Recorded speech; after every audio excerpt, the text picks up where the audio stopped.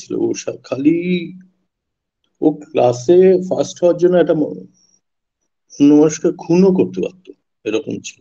প্রায় আমাকে সেই তাই করে ফেলেছিল।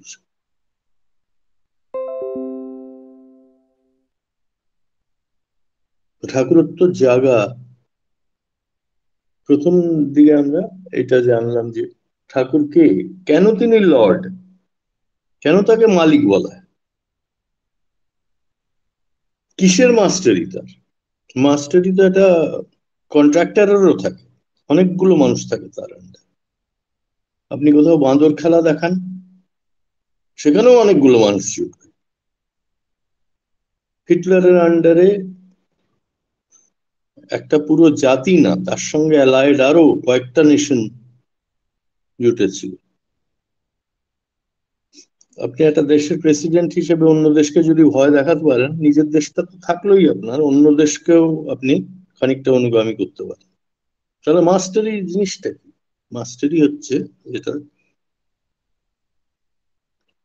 বিদ্বানরা, ঋষিরা, স্কলাররা বলছেন, সেটা হচ্ছে ইন্দ্রিয়ের উপর মাস্টারি, ইমোশনের উপর মাস্টারি, ইন্টেলেক্টের উপর মাস্টারি, দেহ মনের উপর মাস্টারি।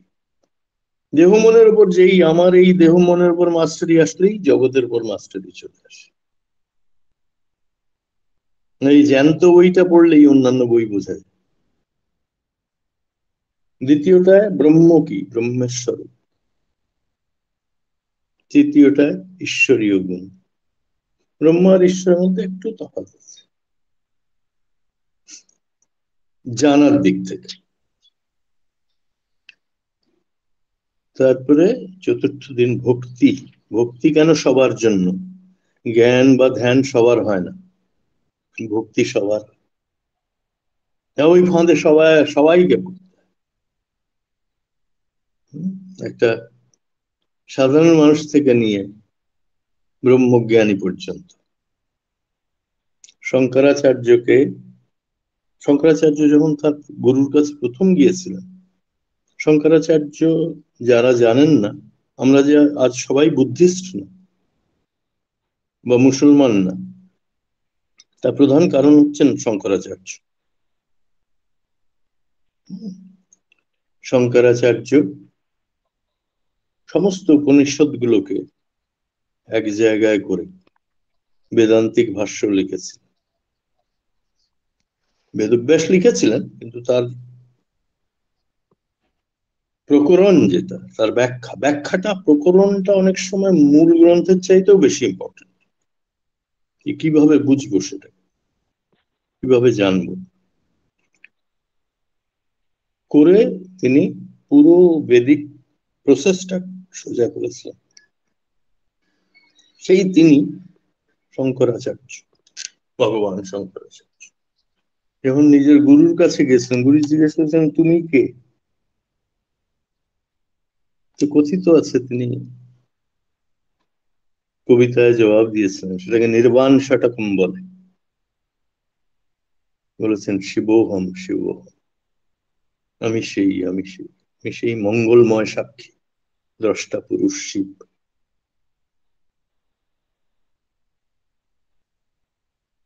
তো জ্ঞান মার্গে কি হয়, ভক্তি মার্গে বিশ্বাস লাগে। বিশ্বাসে যেমন রামকৃষ্ণদেব বলতেন, মাঝে মাঝে ছাগলের দুধের মতো একটা গন্ধ, অতি বিশ্বাস বা রিজিডিটি, গোড়ামি খুব আসে। তো সারা পৃথিবীর ফিলসফাররা, ধার্মিকরা একটা জায়গায় ইয়ে হয়েছেন।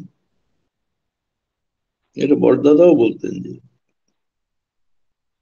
তুই ঠাকুরকে ধরে কি পেলি, তোরা কি পেলি, আমাদের বলতেন সেইটা মনে করবি বা পারপাসটা কি ছিল আর কি পেলি,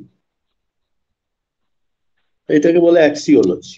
তো যে কোনো জিনিস, বিশেষ করে যেটা সত্য, সোশ্যাল কনস্ট্রাক্ট না, ট্রাফিক রুল না, এটা এটা সত্যকে জানার, বিশেষ করে সচ্চিদানন্দ সত্যকে জানার তিনটে অঙ্গ আছে। প্রথমটাকে বলে অন্টোলজি, সত্যটা কি তার আইডিয়া আছে কিনা, কিংবা তার এক্সাম্পল আছে কিনা। দ্বিতীয়টা এপিস্টেমোলজি, জানার যে বিজ্ঞান। প্রথমটা অন্টোলজি বা মেটাফিজিক্স, দ্বিতীয়টা হচ্ছে এপিস্টেমোলজি, জানার বিজ্ঞান। প্রথমটা হচ্ছে সত্য আইডেন্টিফাই করার বিজ্ঞান, সেটা তর্ক দিয়ে হোক, যুক্তি দিয়ে হোক, বিশ্বাস দিয়ে হোক, সত্য।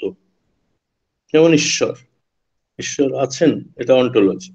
কিভাবে জানা যায়? বেদান্ত হোক, ভক্তি মার্গ হোক, জ্ঞান মার্গ হোক, ধ্যান মার্গ হোক, বুদ্ধের পথ হোক, জৈনদের পথ হোক, অবিশ্বাসীদের পথ হোক, বিশ্বাসীদের পথ হোক, এটাকে বলে এপিস্টেমোলজি। আর তৃতীয়টা হচ্ছে অ্যাক্সিওলজি, কি জন্য জানছি। পাওয়ারলেস বলে বেশিরভাগ মানুষই ধর্মজগতে আসে, ও ঠাকুর ওইটা বারবার বলেন, কিন্তু ব্যতিক্রমও আছে। সবাই অসহায় হয়ে ধর্মের কাছে আসেন, যারা খুব অনুসন্ধিৎসাপূর্ণ তারা জানার জন্য আসে। তো জানার বিজ্ঞানে সবসময় প্রথমে যে অবিশ্বাস বা বিশ্বাস থাকবে তার কোনো মানে নেই। বিশ্বাস হচ্ছে সৌন্দর্য জাতীয় মনোভাব। সুন্দর লাগছে, তাকে বিশ্বাস করতে ইচ্ছে করে। যেমন মেয়ের প্রেমে পড়ে মানুষ, সুন্দরীর প্রেমে পড়ে, সুন্দরীরা সুন্দরের প্রেমে পড়ে, সৌন্দর্য বিজ্ঞানের অঙ্গ। কিন্তু জানা একটা জিনিস, জানা একটা জিনিস সুন্দর, কিন্তু সে একজন খুব সুন্দর, সে গুপ্তচর হতে পারে। এই যে জানাটা হচ্ছে জানার বিজ্ঞান, এপিস্টেমোলজি। আর তৃতীয়টা হচ্ছে অ্যাক্সিওলজি। এই আজ অ্যাক্সিওলজিক্যাল কিছু বলবো। কারো একটা থেকে সমানে ডিস্টারবেন্স আসছে, হচ্ছে উমেশ চন্দ্র নাকি এরম, উমেশ, বেশ ডিস্টারবেন্স আসছে। তো উনি যদি ওই উমেশ বলে এখানে দেখছি, উনি যদি বন্ধ করতে পারেন খুব ভালো হয়, সবার জন্য ভালো। তাহলে ধরুন আপনি মোটামুটি একটা বোধ আসলো আপনার, ব্রহ্ম কি, ভগবান কি, মালিক কি। কেন ঠাকুরকে মালিক বলা হয়, বা ঈশ্বরকে কেন মালিক বলা হয়? না মানলেই বা কি? যত মানুষ ঈশ্বরকে, এবার তাদের যদি সার্ভে না হয়, 80% উপরে ভয়ের জন্য, এক অজানা ভয় থাকতো, এক্সিস্টেন্সিয়াল ফিয়ার বা অ্যাংজাইটি থাকে, ওটার জন্য ভালোবাসা। কিন্তু যারা ঠাকুরত্বের পথে, এটাই ঠাকুর বলেছে, তারা সুকেন্দ্রিক হয়ে ওঠে। এই সুকেন্দ্রিকতাটা আমি গতবারে বলেছি, না তার আগে, সুকেন্দ্রিক এবং ভক্তি হয়ে ওঠে। তাহলে আগে জানো, আর জানা মানেই অধ্যয়ন করা আর মনন করা। অনেক কোয়েশ্চেন আসবে, কোয়েশ্চেন গুলো চেপে গেলে কোনোদিন জানতে পারা যাবে না। যেমন আপনি আপনার ছেলে মেয়েকে কোনোদিন জানতে পারবেন না, হাজার ভালোবাসুন, যদি তাদের যেই স্বাভাবিক প্রশ্নগুলো, তাদের, একটা আপনার ছেলে হলো খুব ভালো চরিত্র, ঈশ্বরে বিশ্বাস করে, ওকে জানতে হবে কেন করে না, কি জন্য করে না, তাহলে ধীরে ধীরে আনা যাবে। জোরজার করলে এখনকার দিনে তো বিশেষ করে কেউ আসে। নিজের ছেলে, ঔরসজাত সন্তান, যার জন্য রাতের পর রাত আপনি জেগে কাটিয়েছেন, কত সুখ সুবিধা ছেড়ে দিয়েছেন তার জন্য, সেও করবে। তো ঠাকুরের মতন একটা যতক্ষণ না আমরা জানছি, ততক্ষণ ভেতরে ভেতরে ওইটা থাকবে, কই ঠাকুর তো আমার বিপদের সময় আমাকে উদ্ধার করলেন না, রক্ষা করলেন না, এরকম ভাব থাকতে পারে। এটাকে সংশয় বা সন্দেহ বলা যেতে পারে। ঠাকুর বলছেন না, আদর্শের দোষ অপ্রেম, প্রধান দোষ হচ্ছে অপ্রেম, বাকি দুটো কমন। আদর্শ নকল আদর্শ হতে পারে, অসৎ আদর্শ হতে পারে, কিন্তু প্রেমী আদর্শ যদি হয়, almost 100% you are sure he is authentic, she is authentic.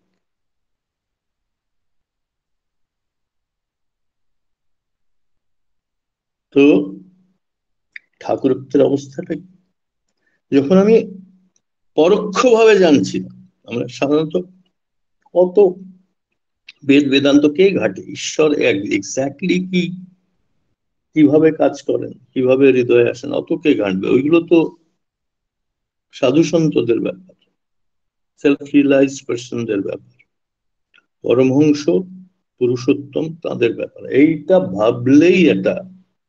এটা ভাবলেই নিজের ক্যান্ডিডেসিটা কমে যায়। তাহলে আর চোখ খুলে, এই চোখটা ইয়ের চোখ না, এই শরীরের ইন্দ্রিয়ওয়ালা চোখ না, কিন্তু ওইটাকে উপমা হিসাবে দেওয়া হয়, তাহলে স্পষ্ট ভাবে দেখা যায় না ব্রহ্ম কি, ব্রহ্মকেন্দ্রিকতা কি। বুদ্ধ ধর্মের একটা জায়গায় গিয়ে বলছেন তিনি তো অসীম, তার কেন্দ্র নেই, সেটারও মানে কি, সেগুলো ধরা যায়। তো প্রথমে জানতে হয় যে আমার মধ্যে একটা সম্ভাবনা আছে, আর সেটা ডিরেক্ট, অপ্রত্যক্ষ না, সেটা প্রত্যক্ষ। মানে হচ্ছে পারসেপশন, সেটা আবার একটু নিচের দিকে। অপ্রত্যক্ষ, অপরোক্ষ। পরোক্ষটা হচ্ছে অপ্রত্যক্ষের একটা শব্দ, সেইটাকেও নেগেট করা হয়েছে। মানে ডিরেক্ট, ডিরেক্ট ভাবে আমি ভগবানকে কিভাবে সাক্ষী করব, কিভাবে দেখব? এমন সাক্ষী করছি তো, এরা আছেন, ইয়ে চালাচ্ছেন, সবাই সাক্ষী করছে, আমি বলছি। এটা যদি অন্যের মুখে শোনেন, এক্সপিরিয়েন্সটা একই রকম হবে না, এবং এক্সপিরিয়েন্স একটা পথ জানার। বেশিরভাগ মানুষই বাপ দাদার এক্সপিরিয়েন্স আছে ধর্মের পথে, ওই জন্যই ধর্মের দিকে যায়, ওই করে এই বংশানুক্রমে একই ধর্মের মধ্যে থাকে। সেটা ভালো, খুব স্বাস্থ্যকর।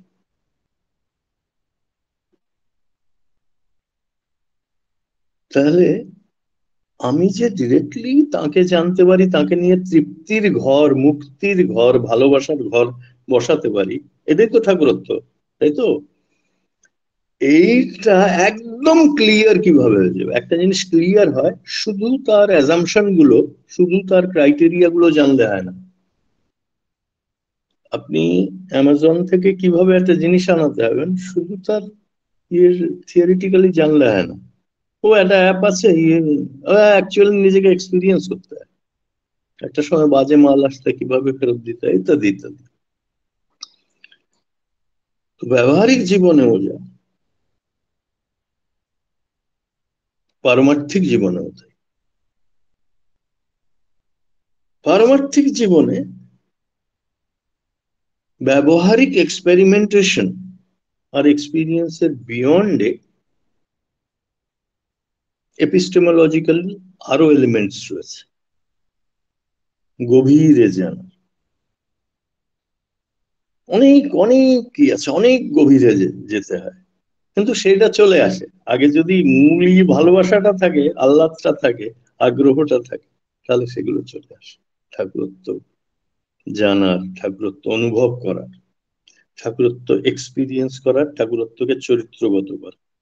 আচ্ছা, আমি প্রথম দিনই বলেছি যে ঠাকুরত্ব মানে কিন্তু শ্রী ঠাকুর অনুকূল চন্দ্র হয়ে যাওয়া না। ওইটা মনে করলেই, ওই সাদা বিছানায় বাবাই দাদার মতো বসবো বা ঠাকুরের মতো বসবো, ওইরকম কোনো মনের ভাব থাকলে প্রথমেই ছেড়ে দিতে হয় সেটা।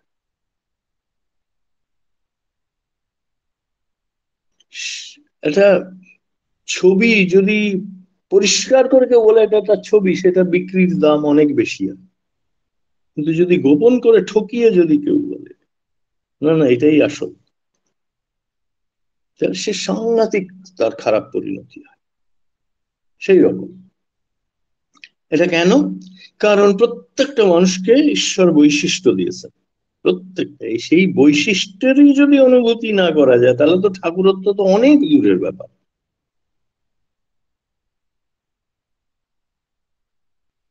আপনার বড় ছেলে খুব নাম করেছে, এবারে আপনার দুটো কন্যা সন্তানের পর আরেকটা ছেলে হয়েছে, সেই ছেলেটা তো হতেই বড় ছেলের মতো হয়ে যায় না নাকি? ওই বাড়িতে হয়েছে বলে বড় ছেলের মতো, দেখতে একরকম বলে বড় ছেলের মতন। তো কখনোই নকল করে ইউনিকনেসটা নিজের প্রথমে ইয়ে করতে হয়, যে ওইটায় সন্তুষ্ট তৃপ্ত হওয়ার চেষ্টা করতে হয়। ওই যে আজকের একটা গান, কি সুন্দর, তুমি যে আমাদের কত ভালোবাসো, সেটা তো বুঝি না, ওইটা বুঝলে ওই ইউনিকনেসটা বোঝায়, তখন আর ঠাকুরকে নকল করতে ইচ্ছা করে, আত্মনিবেদন করতে ইচ্ছা। ওই আত্মনিবেদনটাও একটা, তাকে প্রত্যক্ষ ভাবে জানা। এই প্রত্যক্ষ ভাবে জানাটা কি, সূর্যকে প্রত্যক্ষ ভাবে কেমন ভাবে জানবো, চন্দ্রকে তাও, চন্দ্রে যখন সূর্যের আলোটা এসে পড়ে অনেকটা ঠান্ডা, সরোবরে যখন চাঁদের রিফ্লেকশনটা, তো রিফ্লেকশন দিয়েই প্রথমে জানতে হয়। আভাস বিদ্যা, আভাস বিদ্যা, এটাও শাস্ত্রে খুব লম্বা চওড়া করে ডিসকাস করা আছে। রিফ্লেকশন, ধ্যানের ফাইনাল অঙ্গ হচ্ছে রিফ্লেকশন। রিফ্লেক্ট করতে হয়, ভিজুয়ালাইজ করতে হয়। তো এ পর্যন্ত আমরা ঠাকুর কি, ঠাকুর মালিক কেন, ভক্তি কি, ভক্তি দিয়ে কিভাবে জানা যায়, আজকে একটু জ্ঞানের দিকে। জ্ঞানে প্রথম যেটা করে সেটা হচ্ছে জ্ঞানের বাধাগুলো, যা ঠাকুর না, যা মালিক না, যা ঠাকুরত্ব না, সেটাকে বুঝিয়ে দেয়। জ্ঞানের এইটা, জ্ঞান, জ্ঞান হচ্ছে ময়লা পরিষ্কার করার মতো, অন্ধকারে আলো দেওয়ার মতো, অন্ধকারটা পরিষ্কার করে দেবে। এবারে ভুল জ্ঞানও আছে, সেইটা ডেপথের উপর ডিপেন্ড করে। আশা করি আমরা কোনো ভুল জ্ঞানের কখনো পথ নিইনি। তো ঠাকুরত্ব উপলব্ধির অন্তরায় কি, তো অন্তরায় গুলোও বলবো, আবার সমাধান গুলোও বলবো। অপরেশদাই মনে হয় আগের দিন জিজ্ঞাসা করেছে, এই সংশ্লেষণ বিশ্লেষণটা যদি আরো বলতেন। সাধারণভাবে বুঝতে গেলে বিশ্লেষণ হচ্ছে প্রবলেমটা কোথায়, আর সংশ্লেষণ হচ্ছে তার সমাধানটা কোথায়, তার উপচারটা কোথায়, তার সঠিক নিদানটা কোথায়, তার অ্যান্টিডোটটা কোথায়। সাপে কামড়েছে, আপনি প্রবলেমটা জানলেন, একটা মানুষের পা ফুলে গিয়েছে একটা জায়গায়, কিছু একটা দাগ দেখ, কিন্তু সেটা অ্যান্টিডোট না দিলে কমপ্লিট হলো না ব্যাপার। এই কমপ্লিট হওয়াটাকেই আস্ত হওয়া বলে। একদম পারফেক্ট কেউ হতে পারে না, আস্ত হতে পারে। মহাপুরুষরাও পারফেক্ট হন না, আস্ত হন, খুব ভালো আস্ত হন। তো প্রথমটা হচ্ছে কি, প্রথম অন্তরায়টা, অন্তরায়কে আমি এখানে ইংরেজিতে কালকে যখন নোট নিজের জন্য করি, তো আমি ওইটা ভাবছিলাম তখন, এক সেকেন্ড আমাকে একটুখানি এটা বড় করে, তখন ভাবছিলাম যে অন্তরায় তো বললাম ইয়েকে, আমার কি হয়, আমি বেশিটা লেখাপড়াই তো ইংরেজিতে করেছি বিদেশে, বিশেষ করে বড় হয়ে যখন বোধ এসছে। ইম্পিডিমেন্ট বলা যেতে পারে, ইম্পিডিমেন্ট। ইম্পিডিমেন্টটা একেবারে বাধার মতন না, বা সামনে কেউ বন্দুক নিয়ে আছে তা না, সূক্ষ্ম হতে পারে, সুপ্তও হতে পারে। আজকে যেমন দশবিধ সংস্কারের, উপনয়ন সংস্কারের ইয়ে বলছিলাম, যে আমাদের বৃত্তি প্রবৃত্তি গুলো অনেক সময় শুয়ে থাকে, ওগুলোকে জাগাতে হয়। আর জাগানো যদি উৎসাহপূর্ণ অনুষ্ঠান, যাদের সেরিমনি বলি আমরা, তার মধ্যে দিয়ে করা হয়, তাহলে মানুষের নানা রকম প্রশ্ন আসে না। তো প্রথমটা হচ্ছে সেনিসিজম, অতি সন্দেহ কিংবা সন্দেহ, প্রথমটা অন্তরায়, বিশ্বাস করতে পারছি না। আর এইটা লেখাপড়া জানা মানুষদের বেশি হয়, ইন্টেলেকচুয়ালি যারা গিফটেড, আর্টিস্টদের, সায়েন্টিস্টদের, উচ্চশিক্ষা প্রাপ্ত লোকের, সমাজে যাদের নেতৃত্বের স্থান আছে, তাদের অবিশ্বাসটা বেশি হয়, ভেতরে ভেতরে অবিশ্বাস করে। এটাকে যারা ভেতরে ভেতরে অবিশ্বাস করে, বাইরে দেখায় ইয়ে, তারা আরো সাংঘাতিক, ওটা সিনিসিজম, এটা আসলে বড় সন্দেহ। কিন্তু যারা ভেতরেও সন্দেহ করে বাইরেও বলে তারা স্কেপটিক, তারা অনেকটা হেলদি। আপনি দেখবেন সমস্ত ভালো সৎ মানুষের এটা একরোখা মতন, এটা স্ট্রেট ফরওয়ার্ড মতন ব্যাপার আছে। মাঝে মাঝে তাদের কথার টোন ভালো লাগে না আমার, কিন্তু তারা ওই ভেতরেও যা বাইরেও তাই। হয়তো তারা বেশিরভাগ কথাই মিষ্টি বলে, কিন্তু সত্যের বেলায় অনেক সময় আমরা বলি না কটু সত্য, কটু হয়তো বলে না তারা, কিন্তু আমাদের মনে হয় কটু। তো প্রথমটা হচ্ছে সন্দেহ,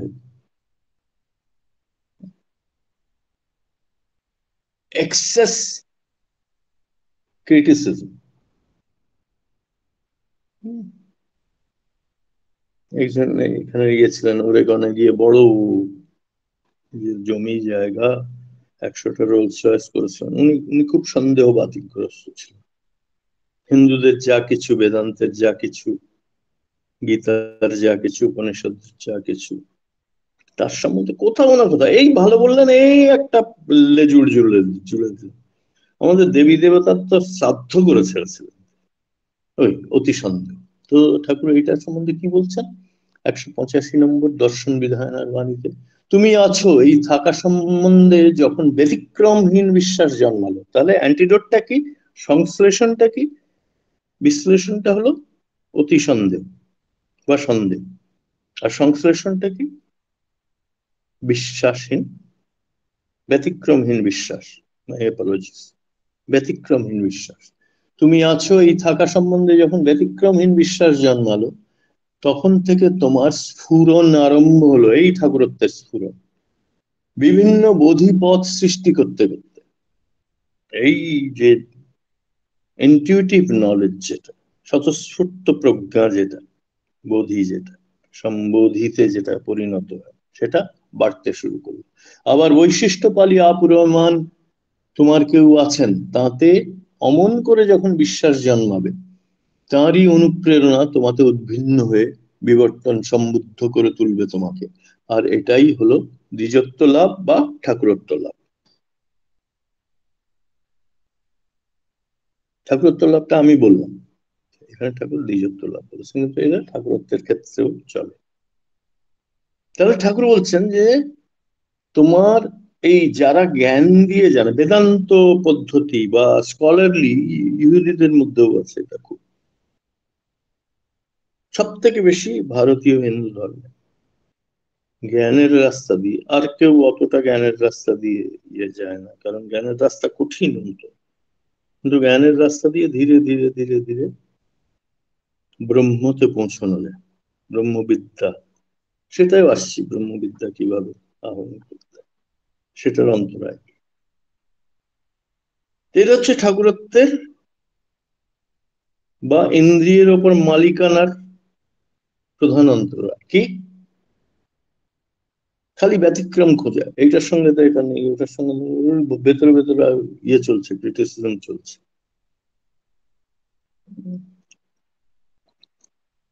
পূজনীয় মুন্টিদা খুব বিমল মিত্রের ওপর গিয়েছিল, ডিউলিসও, কারণ বিমল মিত্র অত্যন্ত বিশ্রী ভাবে ঠাকুরের বাণী টানি গুলো, কথাগুলো বিকৃত করে আলোচনা করতেন। ছিলেন বড় মানুষ, সাহিত্যিক, কিন্তু ওই স্টেজটা পার করতে পারেন। মনন কম ছিল, যাদের মনন কম হয় তাদের ব্যতিক্রম দুষ্ট ক্রিটিসিজম বা সংশয় ঘিরে ধরে, নিজেকেও সন্দেহ করে, তাদের নিজেদেরও চোর চোর মনে হয়। যতদিন আপনার মনে হচ্ছে আমি আমি তো সেরকম অথেন্টিক ভক্ত না, তার মানে কোথাও ক্ল্যারিটির অভাব আছে। আবার ক্ল্যারিটি আসলে, হ্যাঁ বুঝলাম তো, ব্রহ্ম আছেন, ঈশ্বর আছেন, ঠাকুর আছেন, ঠাকুরত্ব আছে, যিশু আছেন, হোলি স্পিরিট আছে, কিন্তু এই যে ভক্তদের দেখি পাগলের মতো ভালোবাসে, এরা কিভাবে ভালোবাসে?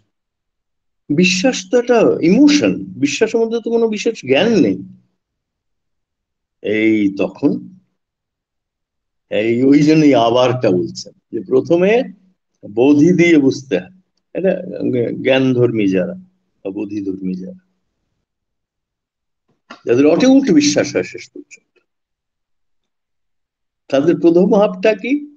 প্রথম হাফটা হচ্ছে বিভিন্ন বোধিপথ সৃষ্টি করা। আচ্ছা, এইটা অনাত্মা, এটা আত্মা, এটা অব্রহ্ম, এটা লর্ড, আর এটা ডিপেন্ডেন্ট। কিন্তু তারপরে যেই ভক্তি আসলো, তখন বললেন ঠাকুর, তখন দ্বিজত্ব লাভ। দ্বিতীয়টা হচ্ছে ল্যাক অফ ডিসিপ্লিন সাধনা, অর্থান্বিত সংগতিশীল প্রজ্ঞার অভাব। এটার এরম ট্রান্সলেশন আমি কি জন্য করলাম, কারণ অর্থান্বিত সংগতিশীল প্রজ্ঞা তখনই আসে যখন একটা মানুষ খুব ভালোভাবে ডিসিপ্লিন এবং শান্ত হয়ে ওঠে। প্রজ্ঞা তখনই হৃদয়ে আসে যখন শান্ত হয়ে ওঠে। ধৈর্য, সত্য, শান্তি, তৃপ্তি, এই আসলে প্রজ্ঞা আসে। এগুলো প্রিরিকুইজিট প্রজ্ঞা। প্রজ্ঞা হচ্ছে হাইয়েস্ট এক্সপিরিয়েন্সিয়াল বা পারমার্থিক knowledge.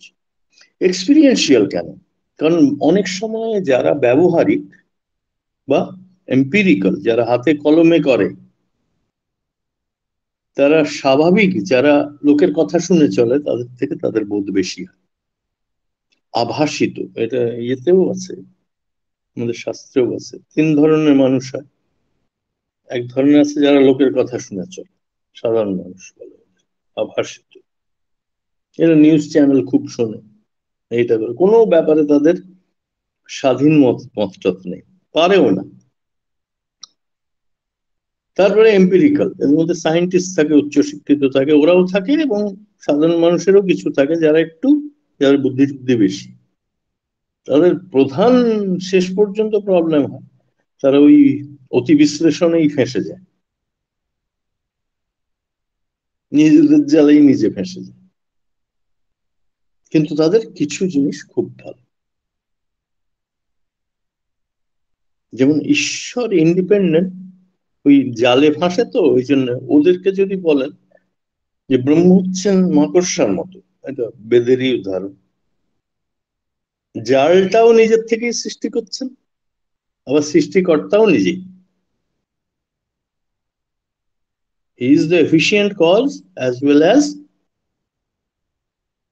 The material or constituent cause, দুটোই ও ধরতে পারবে।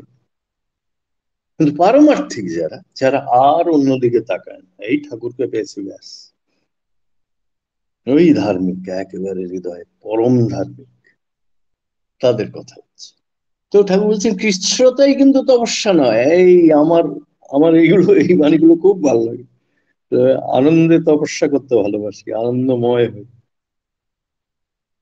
কৃচ্ছ্রতাই কিন্তু তপস্যা নয়, অনুশীলনী তপশ্চর্যাই হলো সাধনা। প্র্যাকটিস করতে হবে, যা নিজেকে কখনো একটা পয়েন্টে পৌঁছে গিয়েছি ওরকম ভাবতে নেই। আমি ঠাকুরকে পুরোটা বুঝে গিয়েছি, জ্ঞান যোগী না, ওরম হয় না। জ্ঞান হয় না, জ্ঞানে অজানা বেশি। জ্ঞান যোগীর প্রথম কোয়ালিফিকেশন কি? যেমন আপনারা ছোটবেলায়, আগে আমাদের সময় তো গ্রেড 8-এ সায়েন্স আর্টস কমার্স আলাদা করে দেওয়া হতো। ওই সায়েন্স আর্টস কমার্সের মধ্যে যারা সায়েন্স পড়বে তাদের এক ধরনের স্কিল ডেভেলপ করেছে। ওই প্রথম স্কিলটা হচ্ছে আনন্দময় ভাবে, প্রথম স্কিল আনন্দে, আহ্লাদে, আগ্রহে, প্রীতিতে একটা জিনিস জানবে, ইন্টারেস্ট নিয়ে, ডিপ ইন্টারেস্ট। তাদেরকে আপনি চট করে অপমানও করতে পারেন না, দেখবেন অপমান ওদের গায়ে লাগে না।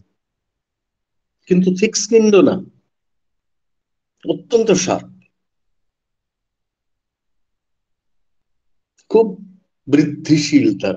কৃচ্ছ্রতাই কিন্তু তপস্যা নয়, অনুশীলনী তপশ্চর্যাই হলো সাধনা। আর এই অনুশীলনী হচ্ছে আনন্দময় অনুশীলন, যা নিষ্পন্নতা নিবিষ্ট করে তোলা। আর আমি সবসময় একটা কথা বলি যে একটা জিনিসের ফিনিশ করাটা ইনাফ না, অ্যাকমপ্লিশ করাটা।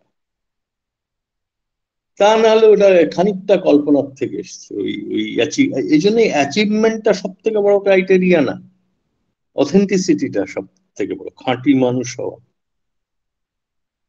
অ্যাক্সিওলজিক্যালি মানে পূরণ বিদ্যা, যেটা কি পেলাম সেটা দিয়ে দেখতে হলে বোঝা যায় যে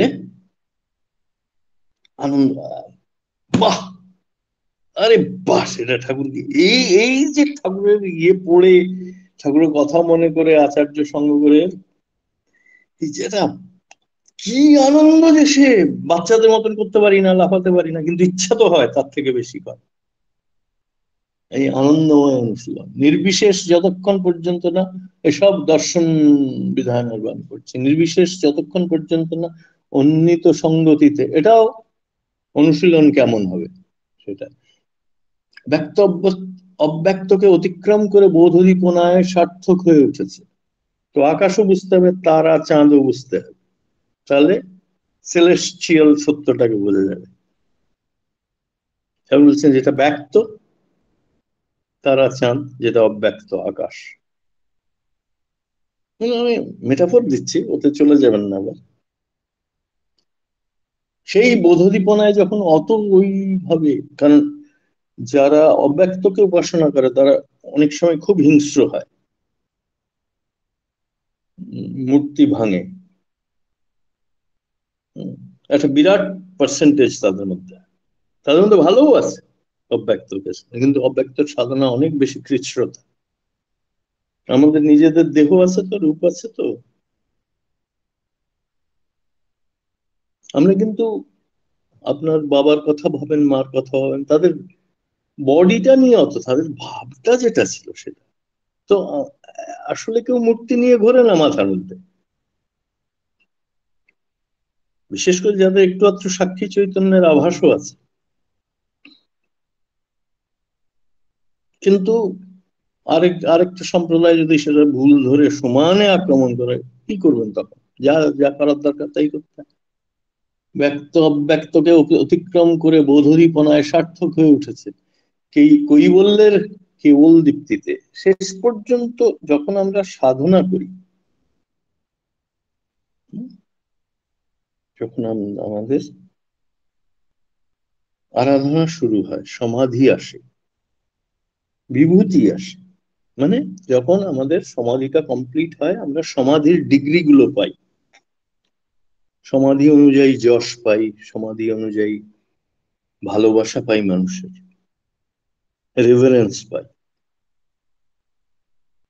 ওইগুলোকেও ছেড়ে যারা এগিয়ে যেতে পারে, তারা এই কৈবল্য চিত্ত মাত্র না, শুধুমাত্র মন সেটা না, এটা একটা পূর্ণতার অবস্থা, এটাই ঠাকুরত্বের অবস্থা। কৈবল্য, কৈবল্য পতঞ্জল যোগ দর্শনে খুব ভালো করে বোঝানো আছে, যেখানে আর কোনো পিছুটান থাকে না, সেটা হচ্ছে কৈবল্য। জ্ঞানেরও পিছুটান থাকতে পারে, মনে থাকে যেন, ভক্তিরও থাকতে পারে। অনেক ভক্ত মানুষ পুরো দায়িত্বটা নিতে চায় না, কেউ অতটা জ্ঞান নেই, একটু পিছুটান, তাদের মধ্যে বেশি ভালোই বেশি থাকে, তাদের পেয়ে ধন্য হয়ে যেতে পারে মানুষ। আমি তো প্রচুর ওরম ভক্তের সঙ্গ করেছি, আমার বাবাই তার মধ্যে একজন ছিল, ছেড়ে উঠতে ইচ্ছে করতো না, এত ভালো আর আছে। তো কৈবল্যের কেবল দীপ্তিতে যখন নির্বিশেষ অন্বিত সঙ্গতিতে ব্যক্ত অব্যক্তকে পার করে, নির্বিশেষ মানে যিনি সবার মধ্যে আলো দিচ্ছেন। সূর্য এমন হয় না তো যে খালি ভক্তের ঘরে আলো দিচ্ছে, বেশ্যার ঘরে আলো দিচ্ছে না, এরকম হয় না, কৈবল্য এরকম অবস্থা। তো নির্বিশেষ বিভূতি নিয়ে যখন বিশেষেরই নির্বিশেষ বিভূতি নিয়ে কৈবল্য জেগে ওঠে, তোমার সবেষ্টি সমষ্টির অর্থান্বিত সঙ্গতিশীল প্রজ্ঞাতে ওই নির্বিশেষ তাত্ত্বিক বিভূতি নিয়ে বিভব মণ্ডিত হতেই পারবো না। এই বাণীটা এত লোডেড যে এটাকে পুরো ব্যাখ্যা করতে কয়েক বছর লেগে যেতে পারে। কিন্তু যারা জ্ঞান মার্গে এই 168 নম্বর বাণীটাকে ভালো করে পড়ে বুঝে, তার শাস্ত্রীয় তাৎপর্য, গীতার থেকে কোনটার সঙ্গে যোগ আছে, উপনিষদের সঙ্গে কোনটার সঙ্গে যোগ আছে, ব্রহ্মসূত্রের সঙ্গে কোনটার যোগ আছে, ইত্যাদি ইত্যাদি সব খুঁজে নিতে হয়, তাহলে গিয়ে পুরো ব্যাপারটা বোঝা যায়। তৃতীয় অন্তরায়টা হচ্ছে, প্রথম অন্তরায়টা কি ছিল? সন্দেহ। দ্বিতীয়টা অস্থির, কখনো ঢুকছি কখনো বেরোচ্ছি, এরকম সাধন। হম। বা কৃচ্ছ্রতাকেই সাধনা মনে করা, চাবুকের বাড়ি খাচ্ছি পিঠে, ভগবান হয়ে গেছে। নট এনজয়িং দ্য অবসেসিং আনন্দ।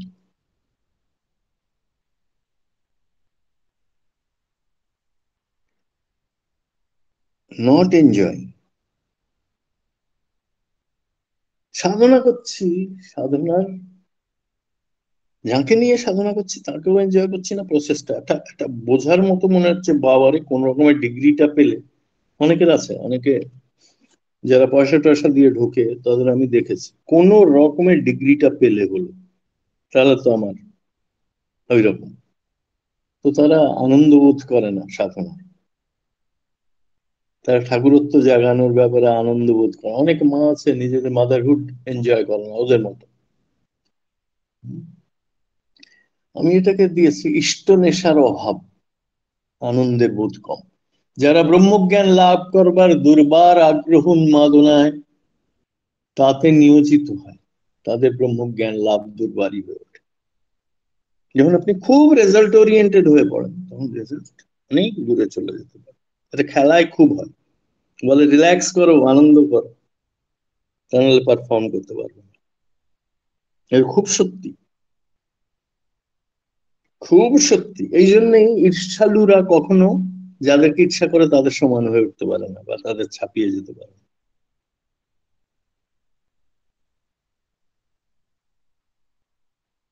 লাইফে তখনই ব্রহ্মজ্ঞান আসে, ব্রহ্মের অনুভূতি আসে, যখন আমরা একই সঙ্গে খাটতেও পারি আবার রিল্যাক্সও করতে পারি।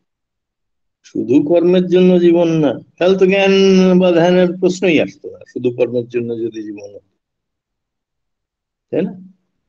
যারা ব্রহ্মজ্ঞান লাভ করার দুর্বার আগ্রহ উন্মাদনায় তাতে নিয়োজিত, কিন্তু যারা আবার নেশার মতন ওটাকে নিয়ে আসে, কিন্তু দারুণ আনন্দের জিনিস, ও আমাকে এখন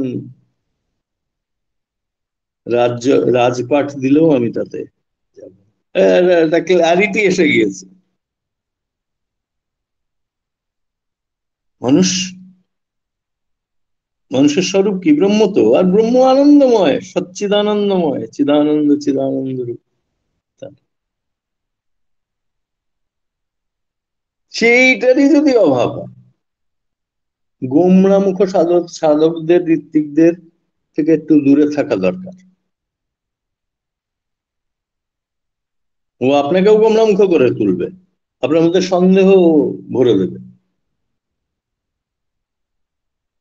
অপ্রেমী আচার্য বা আদর্শ থেকে দূরে থাকতে বলেছেন তাই। তার যদি দূরে না থাকেন আর তার উন্নতি হবে না। ওই জন্য আনন্দময়, কিন্তু আনন্দটার পেছনে যেন আবার একটা কালো পর্দা না থাকে, তার পেছনে অন্যরকম ঘটনা ঘটছে। ধর্ম মানেই অকপটতা, ঠাকুরত্ব মানেই অকপটতা। যারা ব্রহ্মজ্ঞান লাভ করার দুর্বার আগ্রহ উন্মাদনায় তাতে নিয়োজিত হয়, তাদের ব্রহ্মজ্ঞান লাভ দুর্বারই দুষ্করই হয়। এক্সেপশন থাকতে পারে এখানে, ঠাকুর বলছেন জেনারেলি তাদের অত রেজাল্ট ওরিয়েন্টেড হলে এই ধরনের সূক্ষ্ম রেজাল্ট পাওয়া যায় না। কিন্তু অদম্য আগ্রহ মুগ্ধ হয়ে সক্রিয় তৎপরতায় ইষ্টানুরতি নিয়ে যারা চলে। গুরু গোবিন্দ সিং এর সময় বৈশ্য পরিবার থেকে একটি ছেলে ছিলেন, তিনি দারুণ কবিতা লিখতেন, দারুণ। আর কবিতার মধ্যে একটাই, যে ঠাকুর একটু আমাকে অ্যাটেনশন দিও, গোবিন্দ সিং জি আমাকে একটু অ্যাটেনশন। এই খালি কবিতা তো। গোবিন্দ সিং দিয়ে একদিন কবিতাই উত্তর দিয়েছিল, নামটা মনে করতে পারছি না আমার। যে তুমি তো বিজনেস ফ্যামিলির, তুমি ট্রানজাকশন বোঝো, ভক্তিতে খালি উৎসর্গ, প্রত্যাশা নাই, তপস্যায় খালি উৎসর্গ, প্রত্যাশা। যতদিন ভক্তি মানে আমি যা চাইছি ঠাকুর তুমি সেটা আমাকে দাও, সেটা সেকেন্ড ক্লাস ভক্তি। ফার্স্ট ক্লাস ভক্তি বা আধ্যাত্মিকতা কি? তুমি যা চাইছো তাই।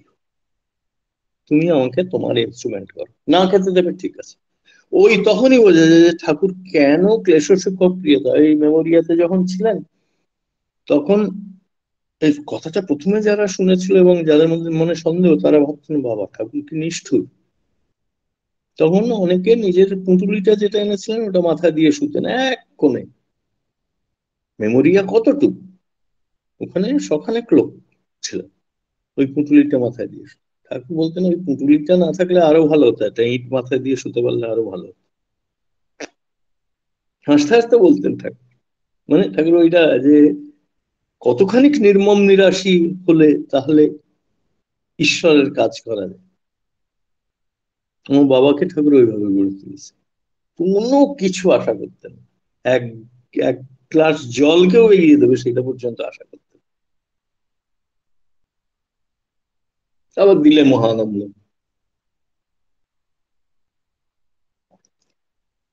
কিন্তু অদম্য আগ্রহ মুক্ত হয়ে সক্রিয় তৎপরতায় ইষ্টানুরতি নিয়ে যারা চলে তাদের ব্রহ্মজ্ঞান অনায়াসলব্ধ হয়েই ওঠে প্রায়।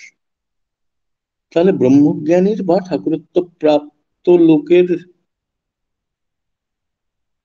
ওই ইয়েটা দেখতে হবে, ওদের আনন্দের স্টেজটা দেখতে হবে। কখনো কোনো ভাবে তারা বিজ্ঞাপন দেবে না যে তাদের এতটা আত্মার উন্নতি হয়েছে বা চরিত্রের, কখনো দেবে না।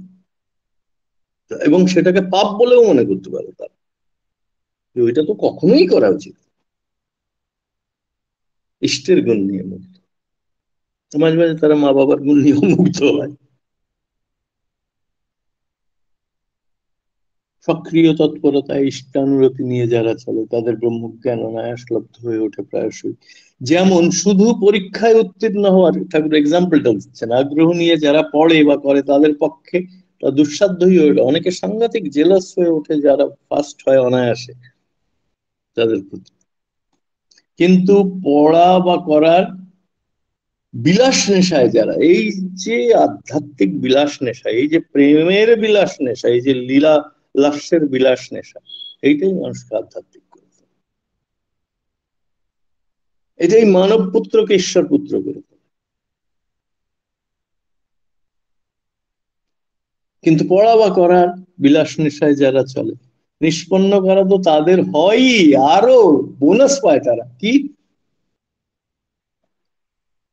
তারা উদ্ভিন্ন কৃতিত্বের সহিত জ্ঞানকে আয়ত্ত করে চলতে থাকে। তা একদিকে তারা যেমন ঠাকুরত্ব প্রাপ্তি, অন্যদিকে সাধারণ জ্ঞান, বস্তু সম্বন্ধীয় জ্ঞান, এগুলো তাদের খুব প্রখর। আমাদের প্রিয় পরমকে দেখে তো আমরা এটা বুঝতেই পারি। এটা তপবিধায়না ভলিউম 2 96 নম্বর। তো আজকের সেশনটা, এতদিন আমি যতগুলো বলেছি যদি কারিকুলাম হিসাবে দেখতে হয়, এটা সব থেকে কঠিন অন্তরায়গুলোকে বোঝা। অন্তরায় বুঝলে সুবিধা কি? প্রথম হচ্ছে সমাধিস্থ হতে পারবে মানুষ। সমাধিস্থ হওয়া মানে আপনি দেখবেন সকালবেলায় যে ইষ্টভীতি করার সময় যেই ভাবটা ছিল, একজনের সঙ্গে খটাখটি যখন লাগছে অবভিয়াসলি সেই ভাবটা ছিল না তখন, ওইটা তখন সমাধির অভাব। তো সমাধি একটা মেন্টাল কালচার এমন করে নিতে হয় সজাতীয় ভাবের প্রবাহ যাতে চলে। আমি ওটাকে ইচ্ছে করে বলি এটা